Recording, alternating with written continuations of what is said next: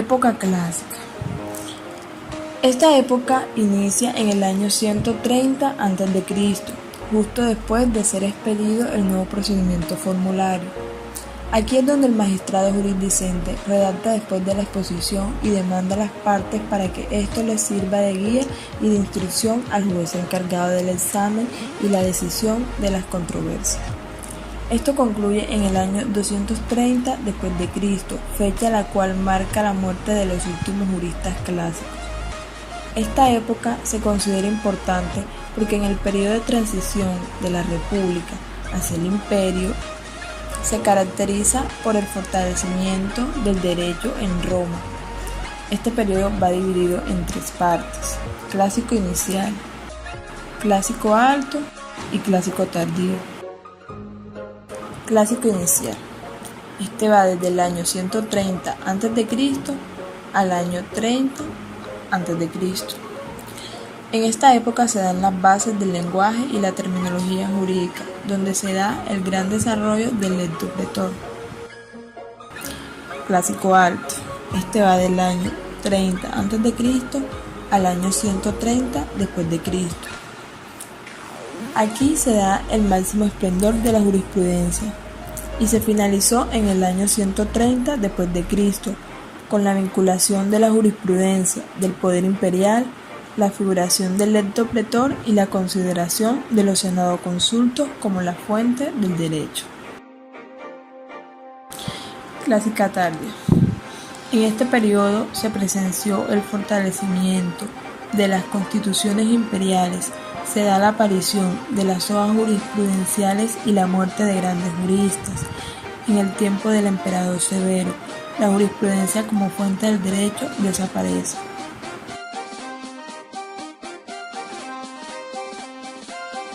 Ley. La ley es una declaración normativa que descansa de un acuerdo.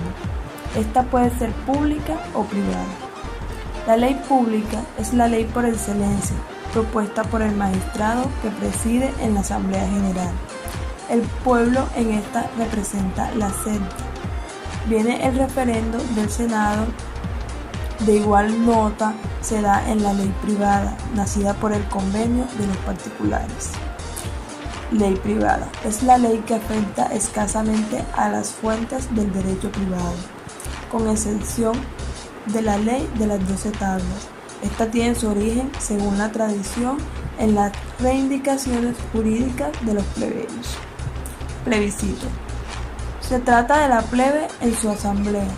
Al principio es un mandato de la plebe para la plebe, pero tras la ley Hortensia se equipara a la ley obligando también a los patricios. Senadoconsultos. El senadoconsulto no ejerce función legislativa, aun cuando influye con sus autores a la formación de la ley comicial. La función legislativa inicia en los tiempos del Principado. El Senado en esta época no es otra cosa que servir de forzada colaboración a las directrices de los príncipes y solo se pronuncia en cuestiones de derecho privado. El príncipe es la guía y el mentor de la liberación del senadoconsulto.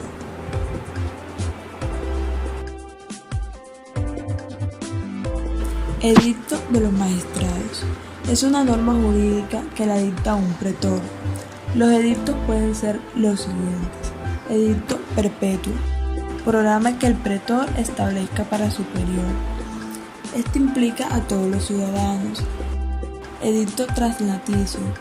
Es aquel programa que era del antiguo pretor y el nuevo pretor lo utiliza nuevamente.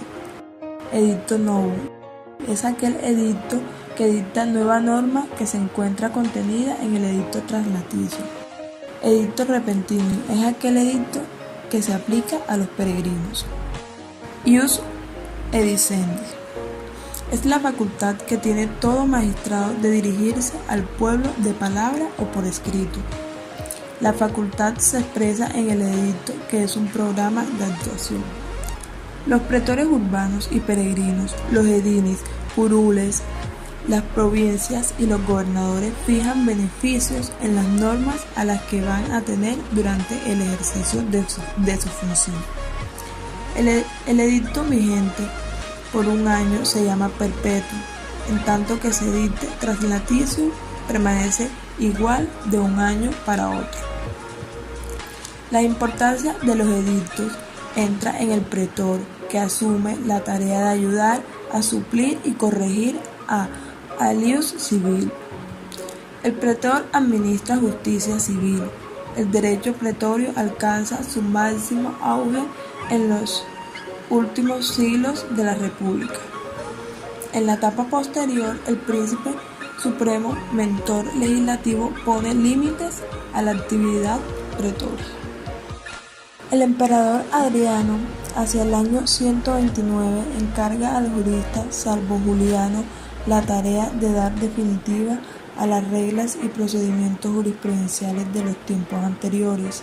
La jurisprudencia como fuente de derecho se da atendida como la ciencia del saber del derecho, a diferencia de hoy en día, donde el eje principal de la jurisprudencia son las sentencias. Se extiende desde finales de la República hasta finales del Principado. Durante esta época se desplaza de lo formal a lo no formal. Además, cabe destacar que durante este periodo los juristas no son abogados, sino cultores de la ciencia jurídica, aprendida por la tradición a un maestro disciplinado. En este periodo, que comprende el Principado, el príncipe junto con los pretores, quienes se rodean con un concilio conformado por jurisprudentes. Dentro de estos, los más destacados contaban con el privilegio de dar dictámenes del príncipe, por lo cual se conoce como ius publica respondere, el derecho de responder públicamente. Jurisprudencia según la época. En su principio los juristas fueron dirigidos por pontífices. Después de finales del siglo IV y a comienzos del siglo III, deja de ser pontificial y se convierte en un oficio libre y con generosidad. A esto se le llamó época aurea, el máximo esplendor desde Augusto Severo a comienzos del siglo. A esto se le llamaron juristas clásicos. Ellos eran dedicados a entender las necesidades del derecho en todo el tiempo que le quedaba posible. Ellos los definían como un arte bueno y justo. Se empeñaron en destacar a dos escuelas que por razones desconocidas no se pueden dar sus nombres. Dichas escuelas mantenían ciertos dogmas que los caracterizaban, que eran la política, la filosofía y sus ejes doctrinales. Estas fueron las fuentes del derecho en la época clásica, presentadas por Argemiro Andrés Cáceres Martínez, Jason Moreno y mi persona, María José Suárez Ayazo.